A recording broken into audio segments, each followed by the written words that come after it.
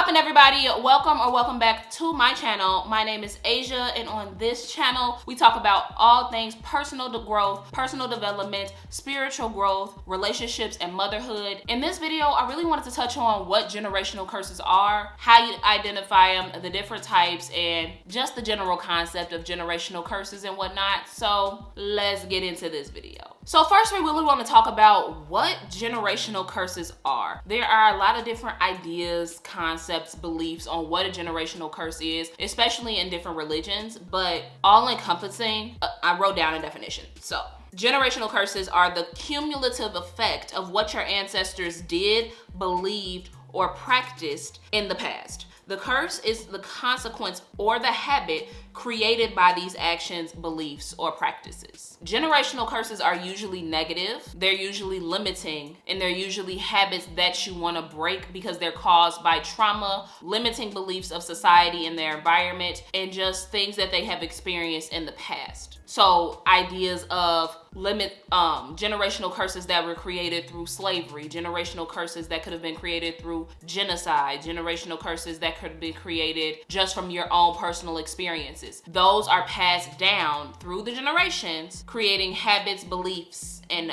patterns and practices based on previous experiences from your ancestors. You may be asking, like, if that happened to my ancestors or if that happened in my past life, how is that getting passed down through my generations or my lineage? Understand that your past lives and your ancestors, they live inside of you. That's how you have their knowledge. That's how you have their ideas. That's how you're able to communicate and talk to them. They're just not space beings and you have no type of connection to them or your past life. Your soul remains the same. Your soul remains intact. It's just you go into an amnesia stage and your purpose on life is remembering and embodying who you are. So when you come down to this life and you've experienced these karmas, these generational curses from your ancestors, they're because they have not only happened in your life, they've happened through your past experiences, or those past experiences combined with your current experiences, saying that how you see your parents interact, seeing how you have friends, how you learn things in school. All of those contribute to the generational curses that you will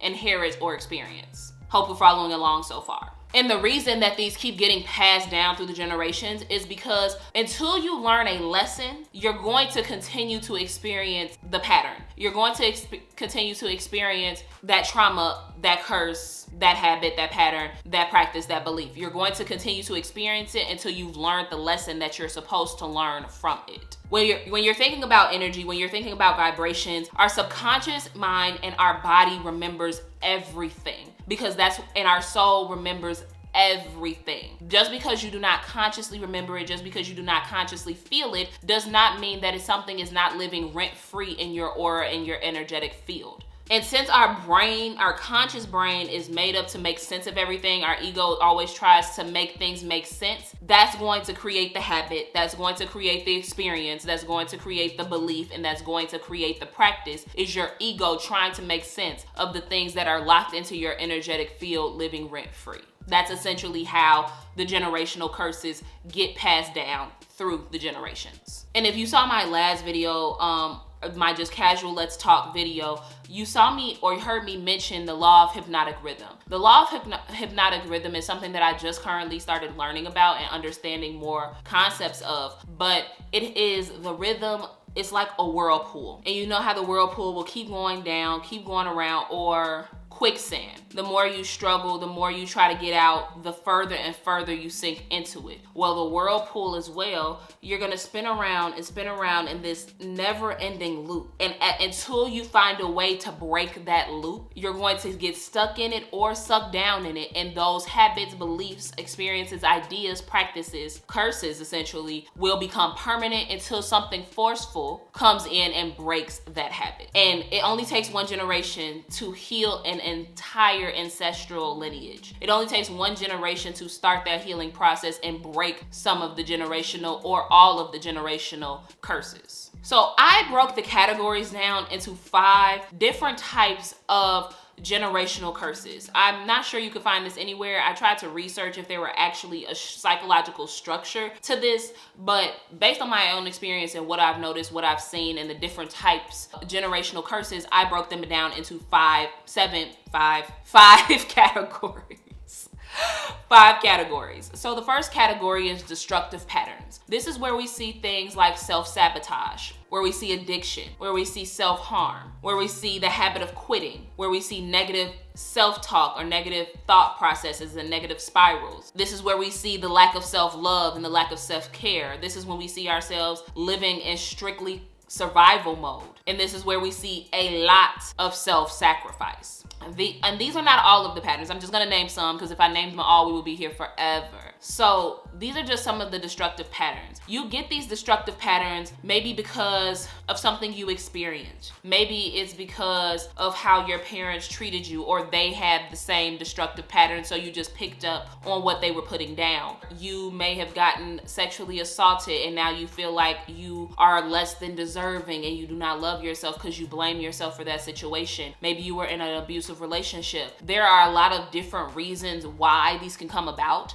but the first step in everything is always self-awareness and knowing that you have these patterns, that you often always negatively talk about yourself, that you neglect your self-love and your self-care. You know that you self-harm. You know that you sacrifice yourself for others or neglect yourself for others. You know that you have this. You just have to become more consciously aware of it. So that was the first category, which is destructive patterns. The second category is relationships. And that's when you see a lot of abusive relationships and staying in abusive relationships, staying in loveless marriages, winding up getting a divorce, infidelity, adultery, people pleasing, emotional abandonment. And this is not just relationships with a spouse. This is relationships with your parents, relationships with friends, relationships with business partners. If you always feel lack of trust, that's another one in the relationships. If your mom was not really there for you and didn't know how to support your emotions, and it just seemed like she was there for you physically but wasn't there for you emotionally, that's emotional abandonment. Someone, like a lot in the Black community, a lot of fathers abandon their children, whether female or male. That is not only physical abandonment but emotional abandonment as well, because you didn't have that love from that person. Abuse, because once you're in an abusive relationship, you may think that that's all you deserve. It's a cycle, and when you get stuck in that cycle, it keeps repeating and repeating and repeating until you learn the lesson. So destructive patterns, relationships. Number 3 is money. One of them taboo topics that people don't like talking about. Money, the pattern of poverty, disparities, irresponsibility, lack of investments, no generational wealth, like nothing to pass down, no ownership, debt, greed, working dead end jobs, gambling. That could be a part of irresponsibility, but gambling as well. You get the point now. Like poverty, you see that Black people or minorities in general have a lot less wealth compared to our white counterparts. And that could be for many or different reasons. Society, not knowing how to responsibly take care of money, not knowing financial literacy. That is one of the biggest things that keep people stuck in survival mode, that keep people in the destructive patterns, that keep people thinking they're unworthy of the success that they see of other people. The next one is physical and mental illnesses. And this might be a little controversial or you might not understand, but if you've seen my video talking about energy is what protects you from the diseases, because by eating alive foods, by eating healthy greens, by taking care of your body, by keeping your high vibes up and taking care of your mental health and your spiritual health, you keep your vibrations high. You keep vibrating at a high vibe state. Diseases, mental illnesses, physical health issues are all bacteria, viruses. They're all low vibrational entities. And when your vibration is low enough, they have the opportunity to infiltrate your body. So with generational curses, my dad smokes cigarettes, so I could have been very addicted to cigarettes, me and my sisters. But we have in our family high blood pressure, diabetes. My mom passed from cancer. Another family member of mine, she had breast cancer. Another family member of mine passed from brain cancer. People in my family have knee issues. They can't stand up. They can't really walk right. They all walk hunched over. They have other high blood pressure, other pre-existing conditions, and that's from societal's issues of the disparities, but we'll get to that in a second. Like gluttony, overeating, especially in America, our proportion size compared to other countries is kind of ridiculous, and the things that we eat are kind of ridiculous. That causes the gluttony, that causes obesity, that causes depression, that causes anxiety, that causes a number of mental and physical health issues that if you keep seeing your family eat like that, if you keep seeing your parents eat like that, if you're just so used to and stuck in that pattern of eating those terrible, terrible foods, not taking care of your mental health, not taking care of your physical health, you will start to vibrate at a lower state, bringing in the pattern of physical and mental illnesses. And then the last one I'm going to touch on is societal issues, societal curses that we experience as a whole consciousness, like racial disparities, food deserts, racism, police brutality, oppression, economical differences, inequality, fear, homelessness, war. There are so many things that we experience as a society that we don't even notice contributes to our patterns, that contributes to our hypnotic rhythm. It contributes to us getting stuck in those issues. It contributes to our limiting beliefs that we have that create the patterns and the practices that get passed down through the generations. You see how that all clicks? It's not just your parents, it's not just your school teachers, it's not just your religious leaders. It's also just how the world is set up, and we can't escape that. So in order to escape and change all of these generational curses, like I said first, you have to become aware of them. So by becoming aware of them, ask yourself from wherever you live, how is society set up? When you ask yourself how is society set up, think about what skin you're living in, what your family is, your lineage. Think about if you're a minority, if you've experienced racism, how do you handle money? What is your relationship with other races? What is your relationship with your culture? Because also we have a generational curse of not being connected with our actual heritage, with our actual curses, because Black people were brought over here and stripped of everything that we knew, stripped of everything that made us who we were, even our names. Ask yourself questions about your family. Where did they come from? What did they experience? How is their relationship with each other? How is their relationship with money? Have they gotten a divorce? How long have they been together? How is their relationship? Are they actually happy? How have I been treated emotionally? How do I handle and cope with emotion? How do I interact with my spouse? How do I find and stay in relationships? How do I interact in those relationships? What role am I playing? There are so many questions that you can ask just to figure out where you are and what you want to work on right now. Maybe even ask yourself, what are your most limiting beliefs? What are your most limiting habits? What are things that you dislike most about different areas in your life?